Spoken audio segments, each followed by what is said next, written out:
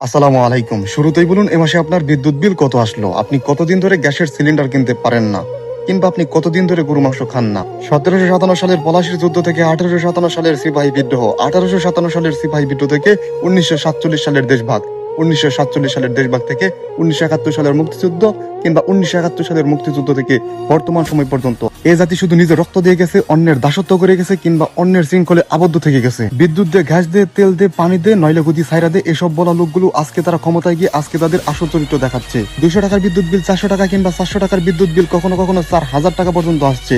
গ্যাসের দাম 1,800,000 থেকে 1800 টাকা বেড়ে গেছে। এগুলোকেও নাকি জনগণের সেবা বলা হয়ে থাকে। আমি নির্দিষ্ট করে কোনো দলকে বলছি না, কিংবা নির্দিষ্ট কোনো রাজনৈতিক দলকে বলছি না, আমি সবাইকে বলছি। কারণ যারাই ক্ষমতায় আসে আমরা তাদের কাছ থেকে একই চিত্র দেখতে পাই। অথচ নির্বাচনের আগে প্রত্যেকে সুন্দর সুন্দর প্রতিশ্রুতি দেয়, সাদা কাগজের চকচকে প্রতিশ্রুতি দেয়, কিন্তু নির্বাচন শেষ হয়ে গেলে সেই সাদা কাগজটি জনগণের পকেটে গুজে দেয়। এদেশের নেতারা ঠিকই ভালো থাকে, তারা ঠিকই গোল টেবিল বৈঠক, ভাই টেবিল বৈঠক, বোন টেবিল বৈঠক, কিংবা প্রিয়তমা টেবিল বৈঠকে বসে।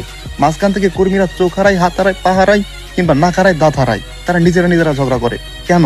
এদেশের সাধারণ জনগণ যাদের জন্য নিজের আপনজনকে গালি দেয়, মুখ থেতলে দেয়, কিংবা মাথা ফাটিয়ে দেয়, সেই সব রাজনীতিবিদরা এদেশের সাধারণ মানুষকে শুধুমাত্র ফকিন্নির বাচ্চা মনে করে, আর কিচ্ছু তারা মনে করে না। তাদের কথা শুনলে মনে হয় এদেশের রাজাকার সরকার কিংবা স্বৈরাচার ব্যতীত আর কেউ বসবাস করে না, এদেশে আর কারো স্থান নেই, শুধুমাত্র তাদেরই এদেশ। যেই দেশে 10 টাকা 2 তলা থেকে 1 তলাতে নামলে 5 টাকা হয়ে যায়, যেই দেশে সিগারেটের বিনিময়ে ভোট বিক্রি হয়, সেই দেশে ধর্ষণের বিচার হয় না, সেই দেশে দুর্নীতির বিচার হয় না।